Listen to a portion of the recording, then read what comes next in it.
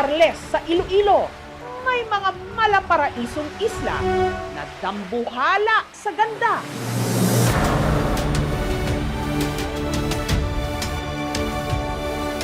Ang Gigantes Islands.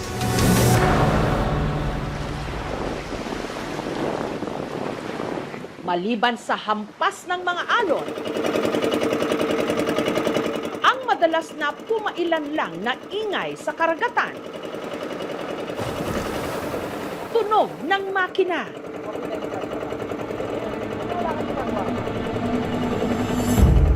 hudyat ito sa mga maninisid o kung tawagin, bosero, para makipagsayaw na naman sa isa pang araw na ang isa nilang paa para nang nasa hukay.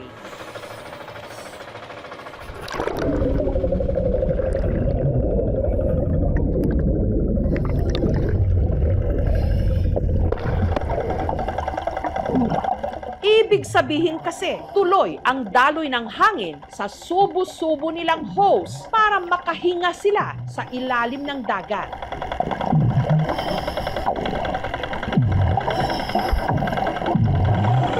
Upang manguha ng klase ng kabibe na siya nilang pinagkukunan ng kanilang pang-araw-araw, scallops.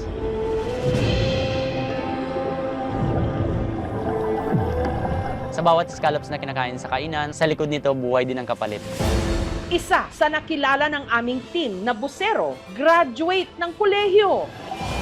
Bakit kahit siya'y nakapagtapos, sumisisid pa rin siya sa pagitan ng buhay at kamatayan? Ang pang-akit ng Gigantes Island sa mga turista, hindi lang ang ganda ng kanilang likas yaman, pati na ang napakarami, kaya napakamura ring scallops. Mahal ito sa ibang mga lugar, pero dito, kada piraso, pumapatak ng 2 piso lang. Ang panghuhuli at pagbebenta ng scallops, pangunahing kabuhayan ng mga tiga-barangay Asluman. Ang scallops pinapalinis sa mga tinatawag nilang nagtatala o nagtitilang, katulad ng 15 anyos na si Shakira. Pupupukin po to. Kunin po to yung kabila. Lilinisan na to po ito. Ito na po yung kalabasan. Malinis. Sa kanilang mga kalsada, pati na sa dalampasigan, nagkalat ang mga shell. Mas well-known kasi yung Gigantes na scallop country. Part na po yun ng ano nila, ng culture nila. Isa sa mga umaasa sa biyayang ito ng dagat, ang 25 anyos na busero, si Robert. Sa hirap ng buhay, kailangan mo talagang makipagsapalaran.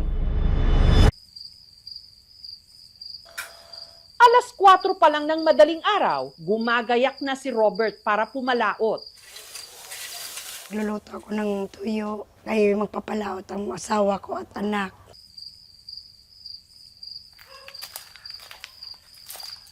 Kasama niyang maglalayag ang kabarangay niyang si RG, 42 anyos.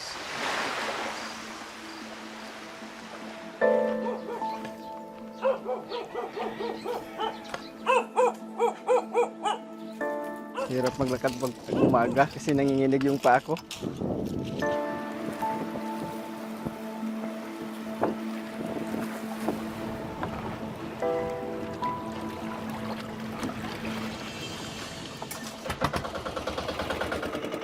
Medyo malakas ngayon ang alon, ngayong umaga.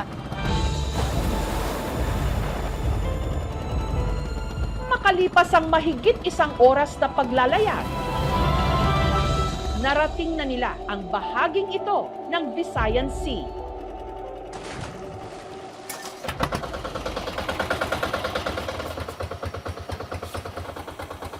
Then i-set up natin yung air compressor. Itong lining na po to, dito po kumukuha ng supply yung hose namin papunta doon sa tangke. So kailangan talaga na ilaglag ito sa tubig para malamigan siya. Hindi pwede na mainit ito kasi dito kadalasan sumasabog yung hose namin. Tapos ito, dalawa na, ito na to yung magbibigay ng supply sa mga busero or divers. Dito nakasalalay ang kanilang buhay. Dito po kami huminga sa hose na to. So, ito din po yung pabigat namin. Itinatali namin sa hose para hindi po kami mawala sa hose na to. Tinatawag namin to is stingga po para hindi kami lumutang. Ito po yung lagayan namin sa ilalim ng dagat pag nangunguha kami ng scallops.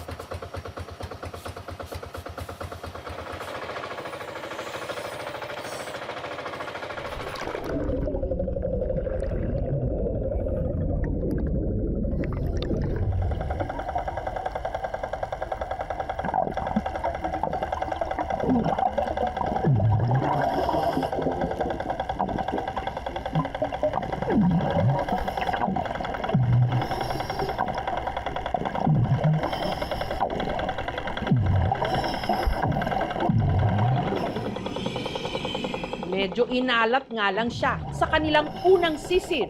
Wala pong scallops dito or kabatuan po sa ilalim. Nalilipat tayo sa katabi nitong spot.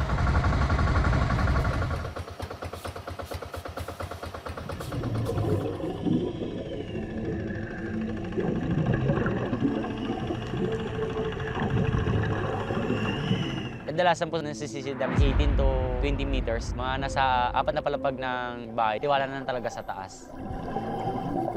Paisa-isa po yan kinukuha. Tsagaan sa pagdampot.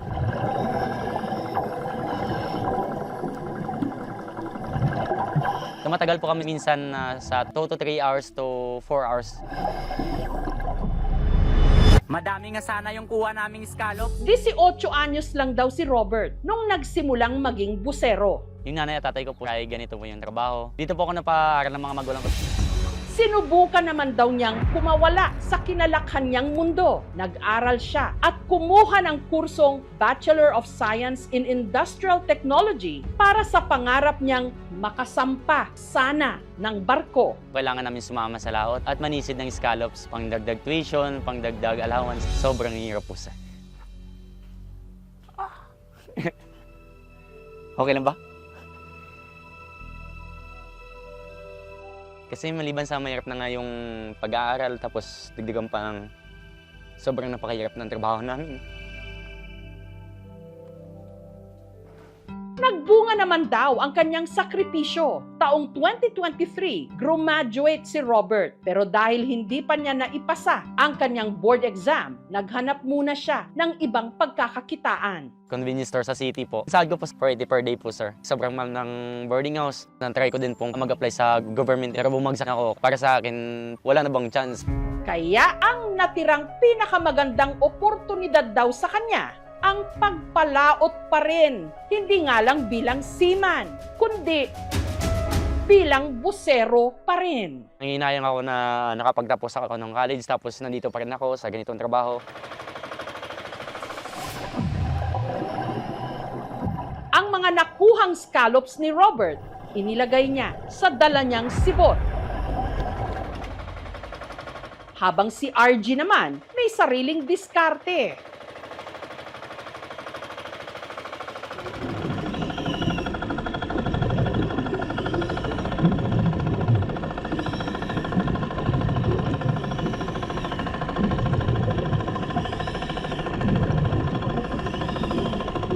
Magalang kamay ang pako, kamay lang ginagamit ko. Gumawa ng tikab, ganyan. Para lang makakuha ng pangbinta.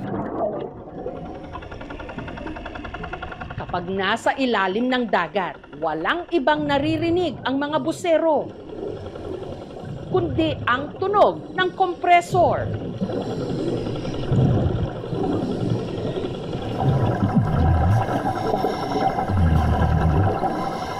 Hanggat dinig nila ito, kampante silang hindi sila malalagutan ng hininga. Maingat na nagbabantay sa taas ng bangka ang lineman dahil sa oras na mamatay ang makina ng kompresor, kakapusin ng hininga ang mga nasa ilalim. Nakasalala yung buhay ko sa hose na kinakagat. Pero sa kalagitnaan ng kanilang pagsisid, Kuya! Anyari?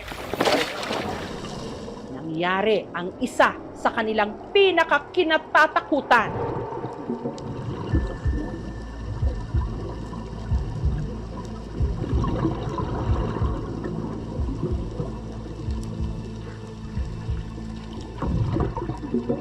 Kaya si RG agad na umahon.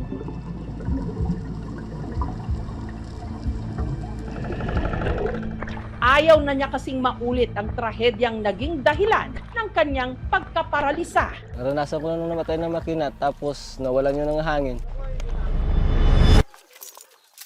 16 anyos lang daw si RG nung nagsimula siyang maging busero. Ito lang ang hanap buhay dito sa amin na mabigay ng mga magulang namin. Kung hindi ka makapagtapos sa pag-aaral, wala ka, sisid ka lang.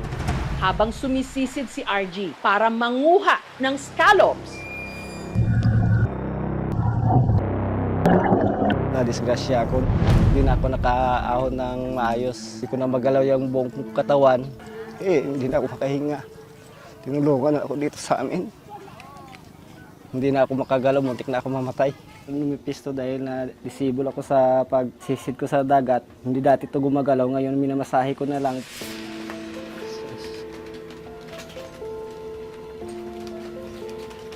dahil sa aksidenteng yon, si RG tuluyang naparalisa dahil sa tinatawag na decompression sickness o BENS. Pag hindi nagkatungkod, hindi namin ako makawalakad ng malayo. Walang pulaw na ganito mangyari sa akin. Sana hindi ko na lang pinangarap ang pagsisid. Sana kapag-trabaho ko na maayos. Namatay ka, wala ka rin. Wala ka makukuha. Kasi yan namang trabaho na walang makukuha ang benepisyo. Pero buwis buhay.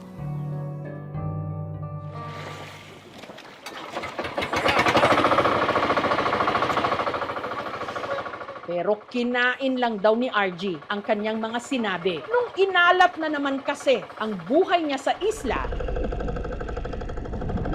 napilitan siyang balikan ang trabahong muntik nang pumatay sa kanya. Ang buhay na siguro. Wala naman akong pupuntahan. Wala naman akong iba pang kayang matrabaho. Hanggang ngayon, sisit pa din. Pero hindi lahat ng nadidisgrasya sa ilalim ng dagat nabibigyan ng pagkakataon muling makaahon.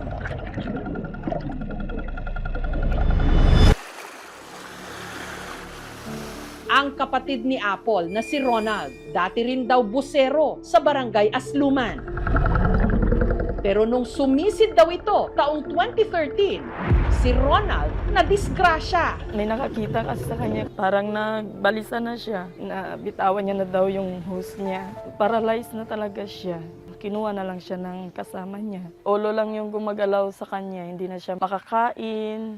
Makalipas lang ang 2 buwan, tuluyan siyang binawian ng buhay. After mamatay yung kapatid ko, tumigil yung papa at saka kuya ko sa pagsisid.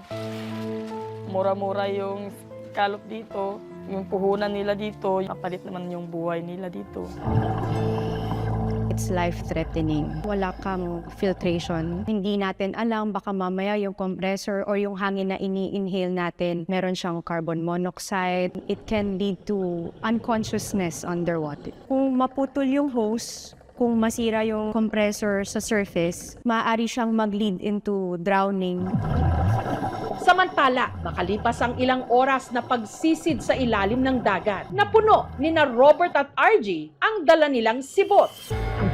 Kaya hinatak na nila ang hose. Hudyat ito sa lineman na nakaabang sa bangka na ibaba na ang ayrihan o container na siya nilang pagtatalian ng sibot. May tubig pa siya na laman. Tinatanggal namin yung tubig sa loob sa pamamagitan ng hose na pinapasok namin din sa container. Tapos binubugaan po siya ng hangin. Kuhusa lang po siya ng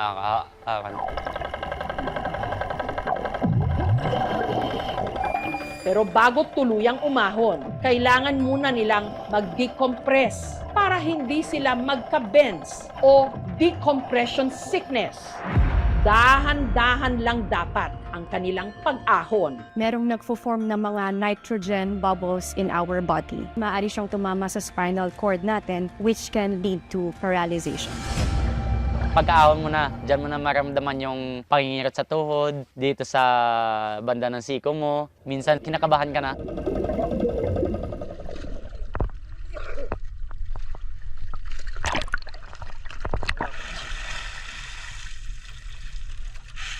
Naging 3 oras sa ilalim ng dagat, ganito lang yung nakuha namin. Sa tansya ko lang, sa mga nakuha namin, nasa 40 to 50 kilos po. Ang pangamba ni na Robert, baka hindi rin daw kalakihan ang kanilang kikitain sa araw na ito. Dahil sa napakamahal na presyo ng krudo ngayon, na siya rin nilang gamit para mapaandar ang bangka at kompresor. Yung presyo ng isang container nasa 2,000. Dati nasa 1,400 lang po yan.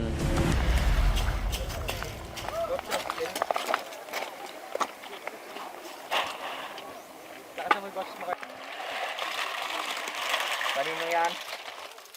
Ganyan, pili ka kalista.